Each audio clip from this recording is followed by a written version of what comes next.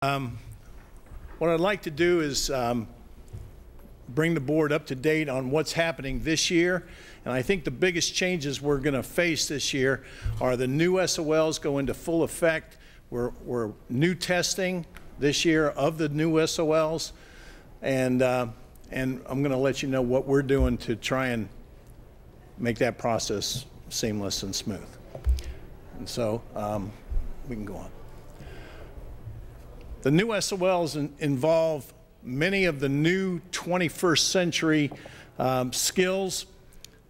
Physical science and chemistry, they're talking about quarks now. I think when I was in school it was protons, neutrons, electrons, and that was it. Now they've got leptons and quarks and all sorts of things. And it's just science keeps finding new things. Modeling and simulation is going to be a great part of the new SOLs, and we've got great resources to help that process. Physical science and chemistry also studying plasma now. I think when you guys were in school along with me, solid, liquid, and gas was all there was. Now there's plasma, fourth state of matter. Chemistry and biology, well, biology's always studied about DNA and RNA, but now chemistry is involved. Okay, we've got organic chemistry as a new SOL added to chemistry, and so they're going to be learning about the naming and nomenclature and identifying of organic compounds, amino acids, and such. Oh, and of course, poor Pluto. Earth science in 6th grade, even 4th grade, now there's only 8 planets, and Pluto's been demoted into a new category called dwarf planets. And so there's a lot of new things that we'll be studying, including white-tailed deer and Virginia-specific resources, Virginia-specific geology, Virginia-specific provinces. And we're very fortunate to have all this material in our new resources, and so, which was very lacking in the past books. Okay, new standards bring new assessments. First thing that we notice is that grade 3 test no longer tests K through 3. It only tests grades 2 and 3. The material from K and 1 is just been included in the information. As you learn about magnets in kindergarten, you also learn about magnets in 2nd grade, and they just ask the 2nd grade questions and assume you're going to remember the kindergarten materials. But what that also means is that there's a few questions that were real easy for 3rd graders that are no longer on the test, and so it's 2nd and 3rd grade material. Technology enhanced items made their appearance last year, the last spring SOLs, and but they were field test items. They didn't count. This year they count, and the field test items are much more rigorous. There's drag and drops. There's items where you have to put things in order, where maybe you've got the list of 8 planets and you have to arrange them in order, or arrange them in order by size, and you drag them to the appropriate positions. The problem there is there's 8 things you have to move around. You miss one, it's wrong. And so it's a much more rigorous type of question, and 15% of the tests this year, all the tests, 3rd grade, 5th grade, 8th grade, and the end of course tests in high school, 15% of the test is going to be this type of question, which comes out to about 7 or 8 questions per test. This year we will get the baseline data with the new SOLs. We don't know what we're to expect. No one's seen the questions yet, and but we think we're prepared.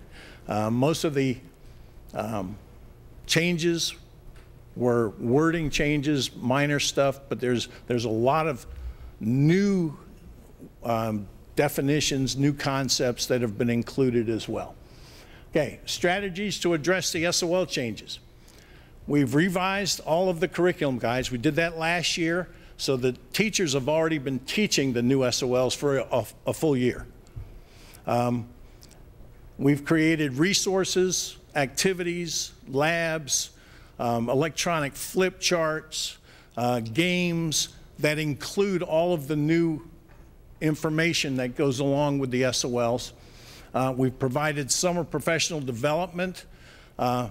This summer we gave over 30 workshops during the summer, and that was almost all we did was prepare for workshops and present workshops. But we got a lot out of it. The teachers came, hundreds of teachers attended. It was a very good and productive summer in that regard. We've created electronic flip charts that are used on the Promethean boards for each testing grade with samples of the technology enhanced questions that they can use. You know, with the smart board you can actually drag and drop things that you can't do on paper. And so there's examples of all these questions so the teachers can use them with their students in their classes and get them familiar with those processes. And of course, the textbooks that we've purchased the last couple years, we've made sure they're in alignment with the 2010 SOLs as well. And they're good. They're very good. Those are things we've done. This is what we're going to continue to do. We're going to continue to provide just-in-time training wherever it's needed, where new teachers are having trouble, or where, I don't want to say old teachers, but other teachers are having trouble with the new standards. Reviewing the interactive achievement question bank. We've got this year is a new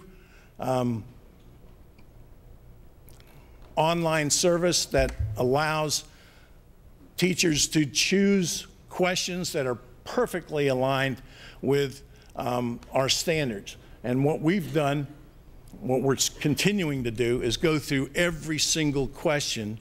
And just elementary was about 4,000 questions. That's just elementary. And we've gone through every one of those questions, and we've blocked the questions that we didn't like. And if we found a question that was incorrect or written poorly, I contacted the company and they've corrected it. And so we haven't finished all of them, but we've done most of them already, and we're going to continue to do that to make sure that the assessment questions that the teachers have are perfect. They're good. We're also going to begin the adoption process this year for second grade, life science, and biology. Last year was first grade, sixth grade science, and earth science, and so we're moving up one more grade in each of the elementary, middle, and high school. The resources that are provided by book companies today have a tremendous amount of electronic, hands-on, interactive capability. And it's perfect when you start giving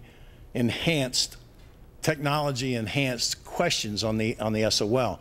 If the kids are used to manipulating and interacting with the computer, then these questions will just be the same thing. It won't be an issue. And of course, we're going to continue to include technology-enhanced questions on all the flip charts that we create for instructional use. Our instructional focus, as always, is help them think and behave like scientists. We want them doing science. We want science in their hands. We don't want science just being read to them or spoken to them. We want them engaged in science. We want experiments going on in class. We want inquiry. We want scientists. We want to grow and create scientists. And of course, we have the new Sparks that I showed you last year, and those little handheld computers for gathering and presenting data, and they're wonderful. And we have those in every school.